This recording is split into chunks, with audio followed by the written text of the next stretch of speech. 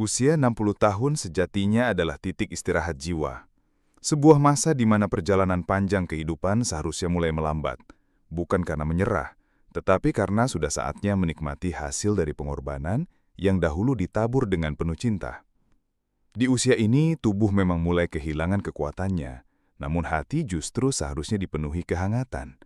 Terutama dari kehadiran anak-anak yang dulu kita rawat dengan penuh kesabaran, kasih sayang, dan air mata. Mereka yang kita peluk saat demam, kita dukung saat terjatuh, dan kita doakan diam-diam saat mereka tertidur pulas. Namun kenyataan kadang tidak seindah harapan. Di balik senyum para lansia tersimpan luka yang dalam. Tidak sedikit orang tua yang justru dibiarkan sendiri di masa mereka paling rapuh. Ketika badan mulai sakit-sakitan, ketika bangun dari ranjang pun menjadi perjuangan, ketika langkah terasa goyah, dan keinginan untuk sekedar berbicara pun tidak ada yang menyambut, disitulah kesepian menjadi nyata. Dan yang paling melukai hati bukan karena tidak ada yang mampu membantu, tetapi karena mereka yang pernah kita perjuangkan justru memilih untuk tidak peduli. Ini bukan kisah langka. Ini adalah potret yang mencerminkan kehidupan ribuan orang tua di luar sana. Mereka yang dulu rela menahan kantuk demi menjaga anak yang demam, kini menggigil sendirian di balik selimut yang tak cukup menghangatkan. Mereka yang dulu tak makan demi bisa menyekolahkan anaknya, kini harus menelan makanan seadanya agar tidak dianggap membebani. Kata merepotkan yang diucapkan anak terasa seperti pisau yang mengiris perlahan. Karena yang dulu disebut pengorbanan, kini berubah nama menjadi beban. Lalu kita pun sering mendengar bisikan masyarakat yang terlalu cepat menghakimi. Mungkin orang tuanya dulu kurang baik. Seolah semua pengabaian bisa dibenarkan hanya karena ada satu atau dua luka dari masa lalu. Padahal banyak orang tua yang sungguh-sungguh mencintai anaknya dengan sepenuh hati. Mereka lembut, penuh perhatian, dan bahkan terkadang terlalu memanjakan. Namun tetap saja mereka dilupakan. Dunia memang kadang tidak berpihak pada mereka yang terlalu banyak memberi. Tapi sekarang, pertanyaannya bukan lagi mengapa anak bisa setega itu. Pertanyaannya bukan lagi tentang mencari siapa yang salah, siapa yang lalai. Saat ini yang lebih penting untuk direnungkan adalah apa yang bisa kita lakukan saat semua itu sudah terjadi. Sebab hidup tak akan berhenti hanya karena anak tidak lagi hadir. Hidup tetap harus berjalan. Dan kita masih memiliki hak untuk bahagia, bukan karena uluran tangan orang lain, tetapi karena kita memilih untuk berdiri dengan kekuatan yang tersisa. Kita masih bisa mencintai diri sendiri dengan utuh. Kita masih bisa menciptakan hari-hari yang damai, bukan dengan menggantungkan harapan pada orang yang telah pergi, melainkan dengan mengisi ruang hati dengan ketenangan dan keberdayaan. Sebab menjadi tua bukan berarti harus menyerah. Menjadi tua justru saatnya memetik martabat yang telah kita tanam sejak muda. Di video ini, kita akan menyelami 5 hal penting yang dapat kamu lakukan jika kamu berada di titik ini. Usia senja yang sepi, tubuh yang mulai renta, dan anak-anak yang tak lagi ada di sisi. Kita tidak akan bicara tentang balas dendam atau kemarahan, tapi tentang bagaimana kamu bisa tetap menjalani hari dengan damai, dengan kepala tegak, dengan hati yang penuh ketenangan. Kita akan belajar bersama bagaimana caranya tetap hidup dengan bermartabat, dihormati, dan tidak kehilangan arti. Bahkan tanpa kehadiran siapapun di sampingmu. Karena hidup yang baik di usia tua bukan bergantung pada siapa yang tinggal, tapi pada bagaimana kita mampu menciptakan cahaya dalam gelap yang paling sunyi. Hal pertama, terima dengan ikhlas. Jangan memaksa cinta. Ada luka yang lebih pedih daripada penyakit di tubuh, yaitu ketika anak yang kita cintai sepenuh hati justru memilih untuk menjauh saat kita terbaring lemah. Banyak orang tua masih berharap, mungkin besok dia akan datang, atau anak itu pasti sedang sibuk. Tapi hari berganti minggu dan tidak ada tanda-tanda peduli. Harapan yang tak kunjung datang itu lambat laun berubah menjadi racun, membuat hati keruh, membuat pikiran penuh tanya, dan membuat tubuh semakin sakit.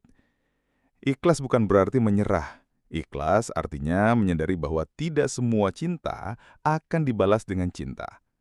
Ada anak yang hatinya keras, ada anak yang pikirannya sibuk dengan urusan dunia, dan ada pula yang memang tak pernah benar-benar belajar cara mencintai kembali.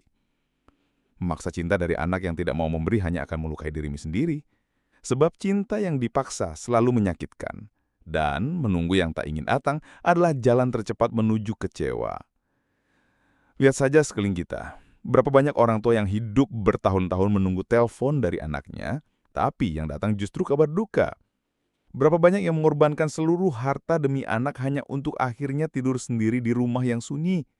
Dan yang lebih menyedihkan lagi, mereka tetap membela anak-anak itu di hadapan orang lain, seolah cinta mereka tak boleh rusak meski sudah diabaikan. Maka, berhentilah berharap dari manusia yang hatinya sudah dingin. Terimalah bahwa kamu tetap orang tua yang baik. Meski anakmu memilih untuk pergi, kamu tidak gagal hanya karena anakmu tak kembali. Karena keberhasilan seorang tua bukan diukur dari berapa kali anak datang menjenguk, tapi dari seberapa kuat kamu bertahan meski ditinggalkan. Mulailah membebaskan hatimu dari luka yang tidak layak disimpan. Jangan biarkan harapan yang hancur menggerogoti semangat hidupmu. Karena sesungguhnya yang paling menyelamatkan di usia tua bukanlah perhatian dari anak, tapi ketenangan dari hati yang sudah merelakan. Hal kedua, rawat dirimu sendiri dengan cinta. Jika anakmu tak mau merawatmu, maka jangan tunggu belas kasihannya. Rawat dirimu sendiri. Karena kalau kamu tidak peduli dengan tubuhmu, siapa lagi?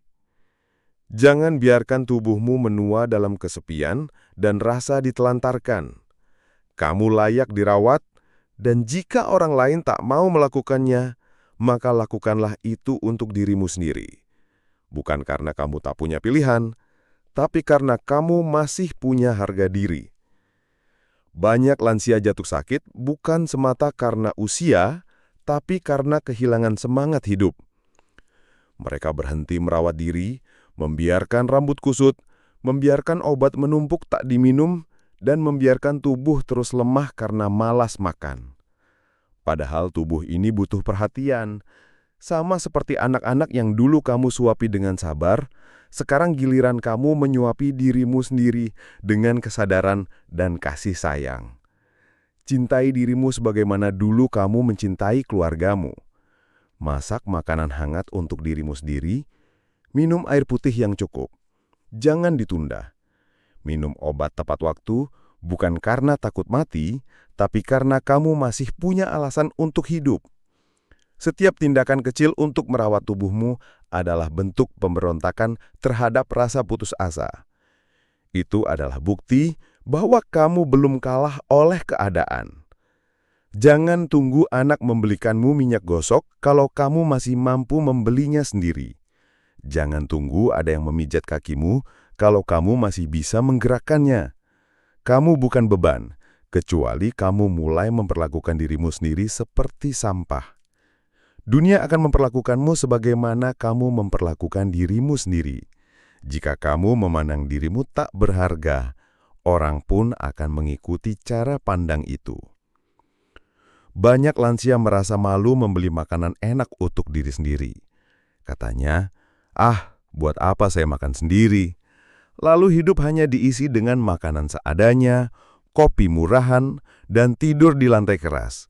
Kenapa? Karena merasa tak pantas dimanjakan. Ini keliru. Kamu sudah bekerja keras sepanjang hidup. Sekarang saatnya kamu menikmati apa yang bisa kamu berikan untuk dirimu sendiri tanpa rasa bersalah. Ingat, merawat diri sendiri bukan soal kemewahan, tapi soal menghargai hidup yang masih Tuhan berikan. Kamu masih bangun pagi, itu berkah. Kamu masih bisa berjalan meski pelan, itu karunia. Jangan sia-siakan semua itu hanya karena anak tidak ada di sisimu. Kamu bukan hidup untuk mereka lagi. Kamu sekarang hidup untuk menjaga sisa usia dengan tenang dan bermartabat. Dan bila suatu saat tubuhmu benar-benar tidak mampu lagi, kamu sudah tidak akan menyesal karena kamu tahu selama kamu bisa, kamu telah memperlakukan dirimu dengan baik. Kamu tidak menyiksa tubuhmu dengan kesedihan. Kamu tidak memperpanjang luka dengan menyalahkan keadaan. Kamu berdiri sendiri bukan karena ingin membuktikan sesuatu, tapi karena kamu berhak untuk tetap hidup dengan layak. Jangan anggap ini egois. Merawat diri sendiri adalah bentuk tertinggi dari cinta, karena di ujung hidup ini yang akan tetap bersamamu bukan anak, bukan cucu, tapi tubuh dan jiwamu sendiri. perlakukan mereka dengan hormat. Hal ketiga, berhenti menyembah gelar anak. Salah satu kesalahan terbesar orang tua zaman dulu adalah terlalu mengkultuskan kata anak. Seolah ketika seseorang sudah menyandang gelar itu, maka apapun yang dia lakukan harus dimaafkan, harus dimaklumi, bahkan harus tetap dicintai, meskipun menyakiti. Ini bukan cinta, ini penyerahan diri tanpa harga diri. Banyak orang tua rela direndahkan, dibentak, bahkan dilupakan hanya karena takut kehilangan status sebagai orang tua yang baik. Padahal cinta yang sehat tidak menelan harga diri. Berapa banyak dari kita yang tahu anaknya kasar, tidak sopan, atau sengaja menghindar, tapi tetap berkata, "Nggak apa-apa, yang penting dia bahagia." Bahagia bagaimana? Kalau kebahagiaannya dibangun di atas pengorbanan orang tua yang sakit sendirian, apakah kita harus terus mengampuni? Padahal mereka tidak pernah menunjukkan penyesalan. Apakah kita harus terus diam sementara rasa hormat pada orang tua kini makin dipertanyakan? Kita perlu membedakan antara cinta dan penyembahan. Mencintai anak adalah fitrah, tapi menyembah anak, mengorbankan segalanya meski dilukai terus-menerus adalah bentuk dari penghinaan terhadap diri sendiri. Apakah kamu mau menghabiskan sisa hidupmu sebagai pelayan dari cinta yang tak dibalas? Atau kamu akan bangkit dan mulai menata ulang siapa yang layak diberi tempat di hatimu? Saat umurmu sudah 60 tahun lebih, saat sakit mulai menghampiri, inilah waktunya kamu tegas pada hatimu sendiri. Anak boleh tetap anak, tapi bukan dewa yang tak bisa dikritik. Jika mereka menyakitimu, kamu boleh kecewa. Jika mereka meninggalkanmu, kamu boleh marah. Emosi itu sehat, dan menyalurkannya dengan bijak adalah bentuk penghormatan terhadap luka sendiri. Banyak lansia yang merasa bersalah jika marah pada anak, seakan-akan surga akan hilang kalau hatinya terluka. Padahal Tuhan tak pernah menyuruhmu jadi orang tua yang bisu dan buta. Tuhan menyuruhmu jadi orang tua yang bijak, bukan yang rela diinjak. Kamu tetap bisa jadi orang tua yang baik tanpa membiarkan dirimu disakiti terus-menerus. Jangan ajari anak-anak bahwa mereka boleh berlaku semena-mena karena kamu akan tetap diam dan mencintai. Ajari mereka tentang tanggung jawab, tentang rasa hormat, tentang batasan. Kalau tidak sekarang, kapan lagi? Karena kalau kamu tetap diam, mereka akan terus mengira bahwa semua perbuatan mereka bisa dibenahkan, dan kamu akan terus menjadi korban dalam cerita yang kamu tulis sendiri. Mulai hari ini, turunkan gelar anak dari tahta tertinggi di hatimu. Letakkan dia setara dengan manusia lain yang juga bisa salah, bisa melukai dan bisa ditinggalkan. Cinta tetap ada, tapi hormat itu harus balik. Kamu bukan pengemis kasih dari anakmu. Kamu adalah orang tua yang layak dihormati, bukan diperlakukan seperti bayangan yang hanya dicari saat butuh. Hal keempat, berhenti mengungkit pengorbanan lampau. Banyak orang tua di usia senja masih terus berkata, "Dulu aku rela tidak makan demi kamu." Atau, "Aku banting tulang supaya kamu sekolah tinggi." Ya, itu semua benar. Tapi mari kita jujur. Mengungkit terus-menerus pengorbanan lampau pada anak yang sudah tidak peduli hanya akan menyayat hatimu sendiri. Seperti menggali luka lama lalu berharap yang menyakitimu akan menangis, padahal dia bahkan tidak menengok. Mengungkit masa lalu tak akan mengubah sikap anak yang hatinya sudah beku. Bahkan kadang makin sering kamu menyebut pengorbananmu, makin keras mereka menutup telinga. Mereka merasa bersalah, lalu untuk meredakan rasa bersalah itu, mereka malah menjauh. Atau lebih buruk lagi, mereka balik menyalahkan. "Saya tidak minta dilahirkan." Atau, "Itu kewajiban orang tua." Kata-kata yang lebih tajam dari sembilu, tapi sering terdengar oleh telinga-telinga para lansia yang berharap terlalu besar. Ulang cerita pengorbanan lama bukan lagi bentuk cinta, tapi jeritan batin yang haus dihargai. Dan sayangnya, pengakuan itu tidak selalu datang dari anak. Maka jangan terus menyayat dirimu sendiri hanya karena ingin dianggap berjasa. Tuhan sudah mencatat semua amalmu. Tidak perlu validasi dari anak yang hatinya tertutup. Jangan membuat dirimu seperti buku tua yang dibuka hanya saat mereka ingin merasa benar. Ingatlah, pengorbananmu tidak pernah sia-sia, tapi juga tidak perlu dijadikan senjata untuk memaksa cinta. Biarkan kebaikanmu menjadi pahala, bukan alat untuk menekan. Karena cinta yang dipaksa lewat pengingat-pengingat masa lalu hanya akan melahirkan hubungan yang dingin, penuh keterpaksaan tanpa ketulusan. Banyak orang tua yang hidup dalam nostalgia, duduk sendiri di ruang tamu, memandangi foto-foto lama sambil menangis pelan. Tapi nostalgia tidak bisa memanggil kembali rasa hormat yang sudah mati. Jangan hidup dalam masa lalu, sementara tubuhmu sedang butuh kekuatan untuk bertahan hari ini. Masa lalu adalah pelajaran, bukan tempat tinggal. Mulai sekarang, diamlah dengan elegan.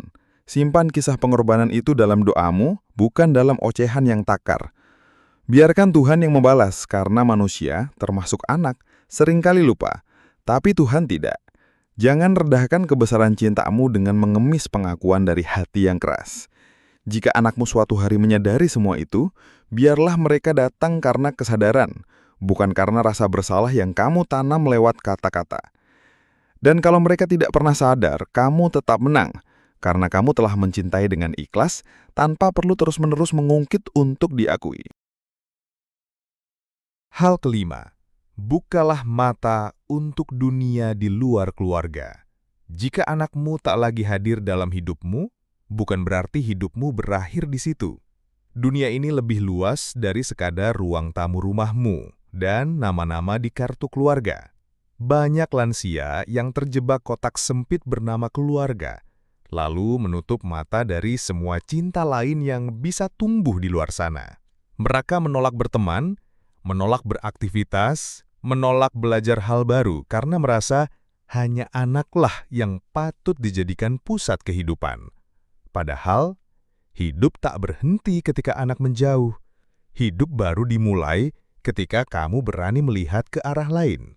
Kamu bisa punya komunitas, bisa ikut pengajian, bisa berkebun bareng tetangga, atau sekadar ngobrol dengan penjual sayur yang sabar mendengar ceritamu. Jangan remehkan kehangatan dari orang asing yang tulus. Kadang justru bukan darah yang paling memahami luka kita, tapi orang yang hadir tanpa beban harapan. Jangan anggap dirimu terlalu tua untuk berteman. Keterikatan emosional tidak dibatasi umur, tapi dibatasi keberanian untuk membuka diri. Banyak lansia yang menolak bergabung dengan komunitas karena merasa malu. Katanya, sudah tua mau ngapain lagi? Tapi itulah akar dari kesepian yang kamu ciptakan sendiri. Kamu tidak kesepian karena ditinggal anak. Kamu kesepian karena kamu menutup semua pintu lain yang bisa memberimu cinta baru. Cinta yang sederhana, tanpa pamrih, tanpa penilaian, tanpa embel-embel darah dan garis keturunan. Bangkitlah. Jika rumahmu terlalu sunyi, jangan menunggu anak pulang. Keluar. Berjalanlah, berkenalan dengan orang baru. Bukan untuk menggantikan anak, tapi untuk menyelamatkan dirimu sendiri dari kehambaan. Dunia luar bukan ancaman, tapi kemungkinan. Jangan biarkan masa tua hanya diisi oleh kekecewaan karena anak. Penuhi harimu dengan orang-orang yang masih mau mendengarkan, walau mereka tidak memanggilmu ibu atau ayah. Sudah banyak contoh orang tua yang hidup kembali karena bertemu orang-orang baru. Ada yang belajar membaca Al-Quran di usia 70, ada yang mulai menulis puisi, ada yang jadi relawan, bahkan ada yang jatuh cinta lagi. Apakah mereka berdosa? Tidak. Mereka hanya berhenti menjadikan anak sebagai pusat semesta, dan itu bukan pemberontakan, tapi penyelamatan. Kamu harus tahu, harapan yang digantungkan hanya pada anak adalah jebakan. Karena jika anak mengecewakan, seluruh hidupmu runtuh. Tapi jika kamu punya banyak sumber cinta, satu yang gagal tidak akan menghancurkanmu. Bangun hidupmu seperti taman, bukan seperti pot kecil yang hanya ditanami satu jenis bunga. Ketika satu layu, masih ada yang lain mekar. Jangan takut membuka diri. Dunia ini tidak sejahat yang kamu kira. Hanya karena keluargamu mengecewakan. Mungkin justru di luar sana Tuhan sudah menyiapkan pelipur laramu. Tapi semua itu hanya akan kamu temukan jika kamu punya keberanian untuk keluar dari bayang-bayang kekecewaan dan mulai melangkah untuk mencintai hidup meski tanpa kehadiran anak. Jika saat ini, di usia senjamu, mungkin di atas 60 tahun, kamu mendapati dirimu duduk seorang diri dalam keadaan tubuh yang melemah, dengan air mata yang jatuh diam-diam tanpa pelukan yang menenangkan, ketahuilah bahwa semua itu bukanlah kutukan. Itu bukanlah hukuman atas kebaikanmu di masa lalu. Justru, itu adalah panggilan lembut dari kehidupan, sebuah isyarat agar kamu berhenti menggantungkan hati pada mereka yang telah lama tidak menautkan hatinya padamu. Mungkin kamu sedang menanti ketukan di pintu rumah dari seorang anak yang bahkan sudah lupa kapan hari ulang tahunmu. Tapi perlu kamu sadari bahwa menyiksa diri dengan terus berharap pada hati yang sudah dingin hanya akan menambah luka, bukan membawa kehangatan. Memang benar, dilupakan oleh orang yang pernah kamu perjuangkan dengan sepenuh jiwa adalah rasa sakit yang tidak mudah dijelaskan. Namun, yang jauh lebih menyayat adalah jika kamu terus hidup di bawah bayang-bayang mereka yang sudah tidak lagi menaruh peduli. Ini bukan lagi tentang kecewa pada anak, tapi tentang menyelamatkan dirimu dari kekecewaan yang berkepanjangan. Masa tua bukan waktu untuk menjadi pengemis kasih sayang. Apalagi jika kasih sayang itu kamu minta dari anak-anak yang kini lebih sibuk mencari pengakuan di dunia maya. Sibuk membangun citra dan mengejar pujian dari orang asing, tetapi lupa pada wajah orang tua yang dulu mereka genggam setiap malam sebelum tidur. Jika mereka memilih untuk abai, maka kamu harus berani memilih untuk tetap waras dan kuat. Jangan hidup dalam ruang tunggu yang tak pernah dijanjikan waktunya. Jangan menjadi orang tua yang setiap hari hanya menggantungkan harapan pada balasan budi yang mungkin tak akan pernah datang. Angkatlah kepalamu dengan tenang dan terhormat. Kamu bukan sosok lemah. Kamu adalah pribadi yang pernah membesarkan, mengajarkan, dan melindungi. Kamu pernah menjadi pahlawan dalam diam, dan semua itu tidak akan pernah bisa terhapus hanya karena kini kamu jarang disapa. Tuhan tidak pernah buta. Dia menyaksikan setiap tetes air matamu, mendengar keluh kesah yang kau bisikkan dalam sepi, dan mencatat setiap doa yang kau panjatkan dengan hati yang remuk. Namun Tuhan juga menunggumu untuk bangkit, karena kehidupan tidak berakhir hanya karena anak yang dulu kau besarkan, kini mengecewakan. Berhentilah mengemik cinta dari hati yang sudah pergi. Kini waktunya kamu mulai menumbuhkan cinta itu dari dalam dirimu sendiri. Hadiahkanlah dirimu sendiri hari-hari yang indah, lingkungan yang menenangkan, dan kebersamaan dengan orang-orang yang membuatmu merasa dihargai. Jadikan dirimu sebagai sumber cinta, bukan korban dari cinta yang ditolak. Mungkin anak-anakmu gagal memahami tugas mereka merawatmu, tapi kamu tidak boleh gagal dalam merawat dirimu sendiri. Karena pada akhirnya, yang paling menentukan bukanlah siapa yang datang atau pergi, tapi siapa yang masih kamu perjuangkan di sisa waktu ini. Dan jika tak ada satupun yang memilih bertahan di sisimu, maka kamu tetap tidak sendiri. Sebab ada satu yang tak pernah meninggalkanmu. Bahkan ketika dunia memalingkan wajahnya. Tuhan, Dia tidak pernah membuangmu, tidak pernah lelah menunggumu pulih. Jadi bangkitlah, bukan demi mereka yang sudah melupakanmu, tetapi demi dirimu yang terlalu berharga untuk terus menunggu dalam ketidakpastian.